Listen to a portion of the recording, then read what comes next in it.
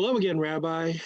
Morning. What happens if you get a couple that comes to you and their different faiths are making them hesitate, either because of personal feelings or because their families are objecting? How would you counsel them? That is an excellent question because not all of the couples that contact me have addressed the question of coming from two different faiths and having different sets of beliefs. And so I start with, how were you brought up? Okay, each couple tells me how they were brought up. Then I ask, how did your family observe? What did they observe? And then we get into individual beliefs and practices. And it's not consistent with any religion. So I can't point to Roman Catholics or Greek Orthodox or Presbyterians.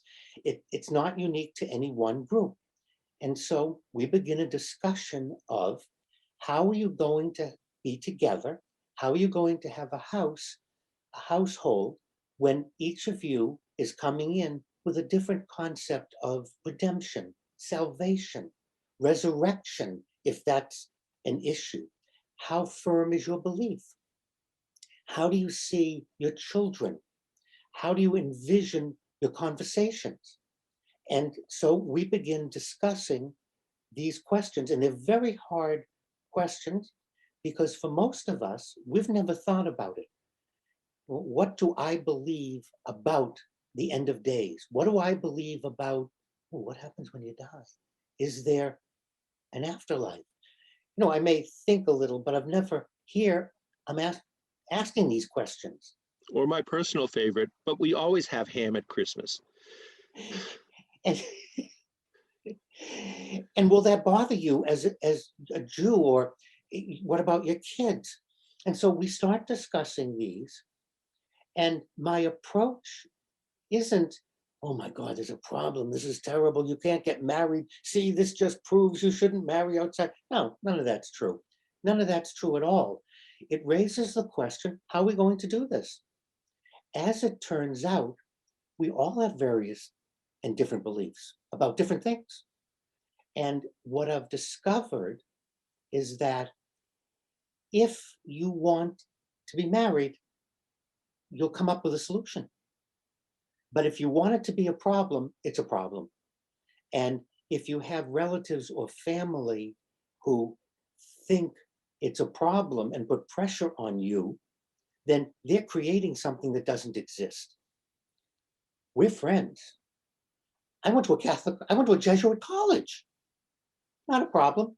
In fact, I have to look up what year, it's more than that, 20, 25 years ago, Boston College gave me an award they give an award for alumni in science, alumni in England. And so I received the award of the Alumni Religion Award. At the time, maybe the only rabbi graduate of a Jesuit college. And I stopped joking because I said to people I was a Jesuit rabbi, and some people believed me. And I realized I can't joke about that Got to because be careful. you have to be You're careful. very believable. And that just shows my Jesuit training, which watch the other video about why I became a rabbi. So it's not an issue, it's not a problem any more than if you have someone right-handed and left-handed, someone who likes tea and someone who likes coffee, a vegan marrying an omnivore. There are all kinds of differences in the universe. So why do we want to think this is a unique difference that destroys a relationship? It doesn't. How does an omnivore live with a vegan? You do. You sit down, you have conversations, you decide what you do, you decide what bothers each other, and you come up with a way. And all of a sudden, it's your lifestyle.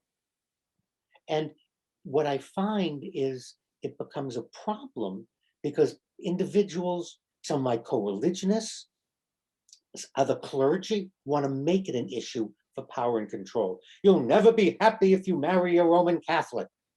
What kind of nonsense is that? You'll never be happy because they're Jewish. It's nonsense. It's just not true. It's not supported in the external world. What it is they're creating something for themselves for whatever reason. What I've seen, what I've discovered, I've met all kinds of people, all kinds of diversified beliefs, and they're happily married. You know, Joe, it's like shoes. Shoes are to protect the feet.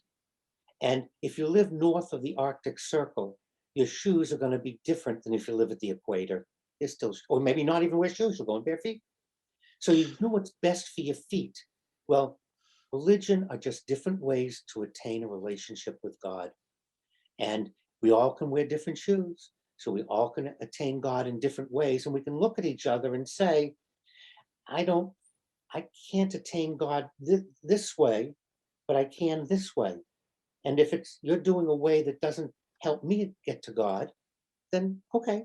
That doesn't mean you're wrong. It doesn't mean you're not doing it. It just means it's not working for me. There are as many ways to understand God as there are leaves on the trees in the forest in the spring. Unless you're an Eskimo in Alaska. That's great advice, Rabbi. Thank you so much. And thank you for listening.